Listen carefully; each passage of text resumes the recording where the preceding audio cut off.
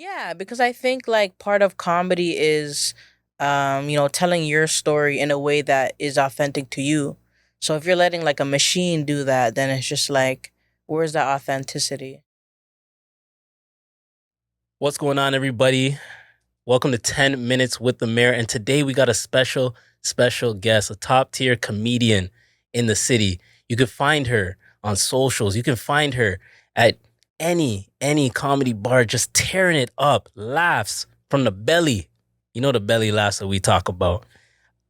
I want to introduce Faith with the jokes. What's up? What's up? What's up? Pleasure. We appreciate you pulling up. Yeah, I appreciate you having me and just your platform, and I'm grateful. That's good. That's good.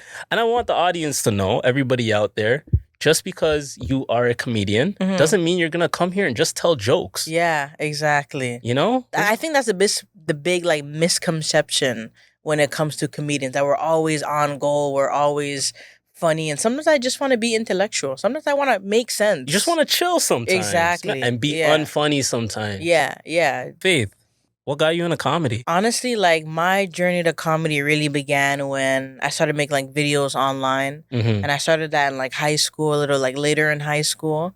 And then, transitioning to stand up, I was doing content online for a while.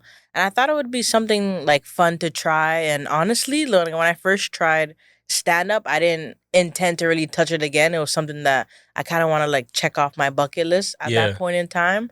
And then I did it and I was like, wow, this is fun. This is interesting. And then, okay, I'm figuring it out. But after I started doing more shows and practicing, I actually just ended up really just from liking to loving it. Yeah. And I'm like, yeah, let's do it. Did you have like a oh shit moment? Like, I'm really good at this? Did you have that moment where you're like, yeah, I'm actually funny as fuck? Honestly, I feel like I had that moment before even doing stand up. If anybody were to describe me, three things about me, the first top two is definitely funny. But yeah, I would say like even before starting stand up, I was like, oh, I'm funny.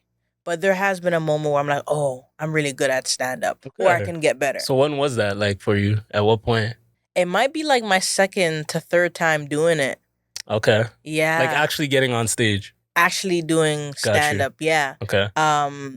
And it's funny because like even when I look back at those moments, I'm like, I was even like good. But it's like, but you can still see like the fire and the potential that I had when I first started, and I still have like a lot of great potential that I'm still on this journey. But yeah, it feels good to feel like there's definitely a spark within me, and hey, it's lit. I feel like you mentioned doing stand up a lot, right? But a lot of people know you from like skits. Right. Like, how's the difference for you to like prep for that? Because you probably started getting into stand up before like skits really got prevalent on like TikTok and Instagram Reels, et cetera, right? Actually, no, actually. Oh, Honestly, okay. the other way around. I was doing content for about like 7 to 8 years when I started stand up. So like content has always been something that was just so not easy, but it was something I was very comfortable with. I was very comfortable, and stand up came at a perfect time, honestly, because I was so comfortable with the online stuff. So stand up was something new, but I'm actually newer in stand up than I am with the content creation. So prepping for a sketch is a little different, and it has changed over the years. When I first started doing sketches, it was myself playing every character, and I had like a green screen, like a backdrop, and then as I started to just maneuver more in like the industry and meet a lot of other creators that were like minded. Now it's like, okay, I can actually give roles to these characters and write scripts for actual people versus doing them myself. So I would say like that process within itself has grown over the years. What platform were you posting on mostly? Instagram first. It was IG first, yeah. But that was before Reels, so you're like, it was like actual posts. Yeah, like that was when like Instagram actually introduced the feature of videos. I thank God that I was able to just hop on it right when it started, and I actually just stumbled across comedy, and people started to really like my personality and the things that I was talking about. They started to really resonate with, and honestly, I just continued to just do it because I enjoyed it. I saw that other people were liking it, so I'm like, at the time, I didn't really think it could go anywhere. I just loved it, so I was just doing it. Okay. So Yeah. your passion is 50-50 right now? I'm locked in with both. I'll be Yeah? honest. I think for me, like I'm a very creative individual. God has blessed me with a very creative mind, and I believe that anything I touch comes into fruition. Like I don't limit myself or put myself in a box that I can only do one thing or two things or even limit myself to three things. Yeah. So I'm locked in with both. If you were to build a skit in the studio, what would it be? Well, I like to go based off like, setting, of course. So it Mhm. definitely have to be something utilizing the equipment. So I like to just do a little twist on the relatability of the everyday experience of Okay. people that would be ins and outs of this setting. So this setting is like a podcast studio kind of thing. So, what are some things that are very similar or things that are relatable in this scenario? Okay. And then just make it funnier. I go through a lot of anxiety sometimes. Like I post a lot on TikTok, right? Right. But then I go through these like stretches where I don't want to post anything. Mhm. You know what I mean? And I need to figure out a way to get myself like posting more. And I feel like the Right. content I post is cool. Like people like it, but Mhm. I have these like little moments of not wanting to post on my personal TikTok. How can I get through that? Well, I think like a lot of creators, they go through waves where, they post, whether, they let the views dictate how they feel or how that influences the next thing that they create to post. But I think it's always good to just identify like that why. Like, why is it that you feel like you don't want to post? Is it that you're being discouraged because of the views? Is it that, everything in your external life is busy? Or is it that you don't believe in yourself or you don't believe in that thing? Yeah, I think a lot of aspiring creators they get in their head, but you have to Yeah. identify that why. You know what's crazy? I actually went to school and then got my diploma and degree to do social work. Oh man, let's give it up. Let's give it up for that. Yeah, Yeah, there we go. thank you. Love a educated black woman. We love That's that right. here. There That's you right. go. So Okay. so I'm very passionate about like people in general and helping people. So yeah, wherever I can, help somebody and the best of my ability, that's something that I'm big on. So As a comedian, right? Mhm. You're an entertainer, okay? I liken this a lot to sports, like athletes. For an athlete to be good, sometimes they might watch their competition. Do you watch other comedians for like their tendencies, like how they handle the crowd, how they handle like negatives and positives? In terms of like watching comedy, yes, but I also like to watch the industry as well. So Okay. like there's the comedians, but the comedians are really just they're a good portion of the industry, but you have to still know what's going on, like what, things are happening, what grooves are happening in the sphere. So I like to look at the whole ecosystem. But you're still keeping an eye on what's kind of going Yeah, on around you. 100%. Even like, like local comedians that are coming up in the city, like stuff like that. Okay. Even like the bigger names that are, in the States and stuff. Like I watch like little clips of them. I'm not studying them, but yeah, I am tapped into all that stuff. How would you feel if you were aware of a comic and you found out they were using AI for their jokes? How would that make you feel? I don't know. I kind of relate to that, like the analogy of like you're in a class and you're doing your work, and then someone's just copying off of somebody else, Yeah. or letting somebody else do their work for them. That's exactly how I would feel. They're not taking the art as art. Yeah, because I think like part of comedy is, telling your story in a way that is authentic to you. So if you're letting like a machine do that, then it's just like, where's that authenticity? Yeah, I feel like I feel like it would only hurt you as a performer, as a comedian. All right, Faith, we're going to play a little game. It's called This or That. Are you ready? I love this or that. I Okay. love this. I'm ready. Stand up or skits? Ooh, I would say skits. Skits? Yeah. Okay. Would you rather be viral online or respected by comedians? I feel like if you're viral online, then you have respect. It may not be from comedians, but you have respect if you're building your own audience. Mm-hmm. So if they come onto your shows, they're buying tickets, and it's just like, who really cares if comedians respect you or not? But comedy is, very relationship heavy. Mm-hmm. So if comedians don't respect you, then it might be hard to, navigate in the industry. Okay. But if you're viral, hey, the it views don't are coming matter. in, the seats are getting filled. You know what I'm saying? And the bread's coming.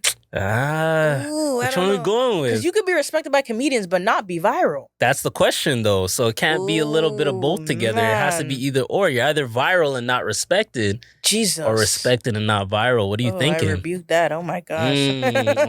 I'm gonna say viral online because from your audience will rate you. Okay, so, I like that. Yeah, they'll help. You've done shows outside of Toronto? Yes. Okay. Yeah. Are you taking a Toronto crowd or any of the shows outside of Toronto that you've done? Homegrown crowd. Homegrown? Okay. Best out of town city that you did? Niagara was cool. Niagara. Okay. Yeah. Okay. Where'd you go? What'd you do? It was on Valentine's Day. So it was a Valentine's Day show. Some couples, some married. Really nice. You had some love related jokes? A little bit. A little bit? A little bit. A little bit more like, just playing with the audience, trying to figure out who the couples are, who's breaking up tonight, who's making love tonight, all that stuff. Oh, okay. Yeah, I'm glad I didn't go to that show. My anxiety would have been through the roof. Hecklers during your set or dead silence? Oh, God.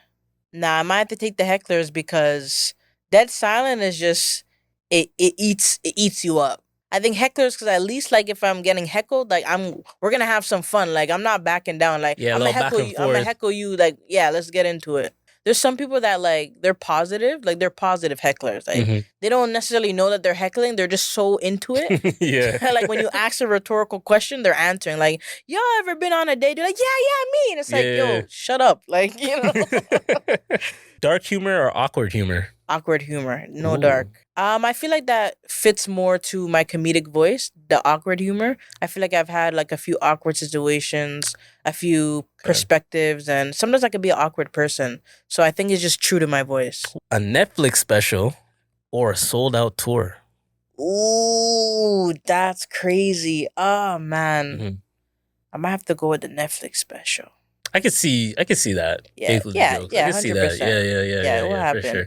And it's like worldwide Netflix, not just Netflix Canada. Yeah, because a tour, you can sold out a tour, but where are you touring? You know what I'm saying? Like you could tour, like be a tour around the GTA. Like what are you doing?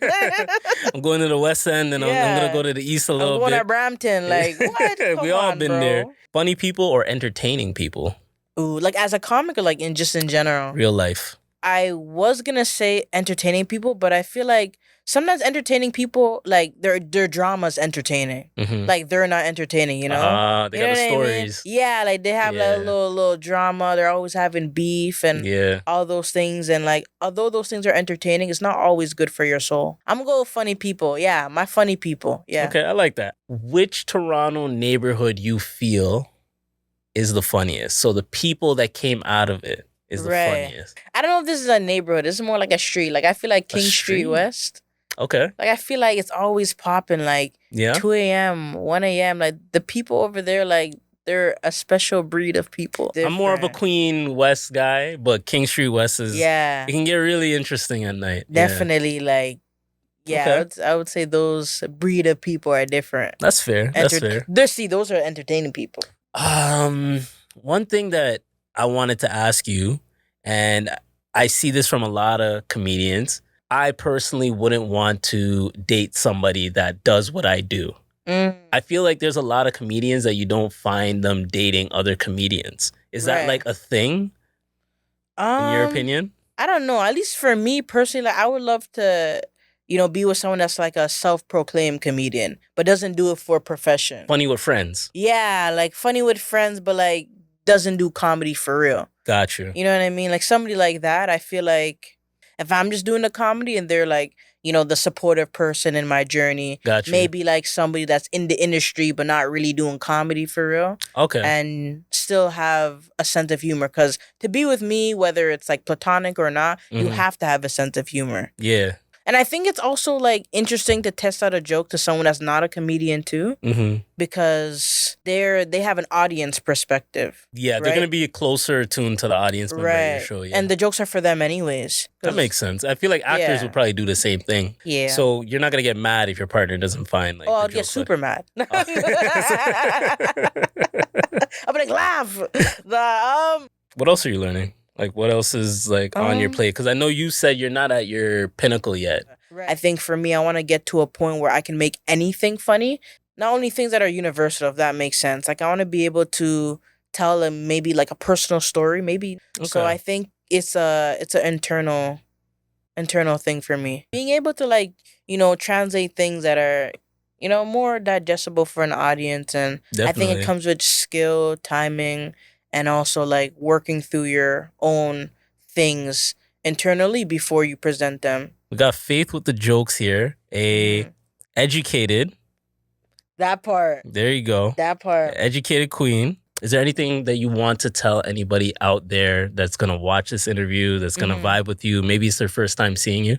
I always love to say this, like at the end, is just believe in yourself. I think everybody has a dream and everyone has something that they're either working towards or something that, they, want to do, but they're a little afraid. I would say like definitely like continue to pursue your dreams. And I think at core, continue to just grow and evolve into the person that you want to be, and find your puzzle piece in this world and find out how you can make a difference. I've been blessed and fortunate enough to find my puzzle piece in the world, and it couldn't have been a bigger blessing. So definitely live out your truth, live out your dream, find your puzzle piece, and make a positive difference in this world. And love and kindness always wins. And that's my motto. Faith with the jokes. We appreciate you pulling up. It takes a lot of effort to come and sit in this chair, and you did it. So thank you for coming again. It's 10 minutes with the mayor, Faith with the jokes, and I'm gonna be on a skit soon, I think. Yeah, podcast skit right in this room, right, Chris? Chris said yeah. Hell yeah. Perfect. This is dope. Thank you so much. Yeah, appreciate you anytime. Yeah.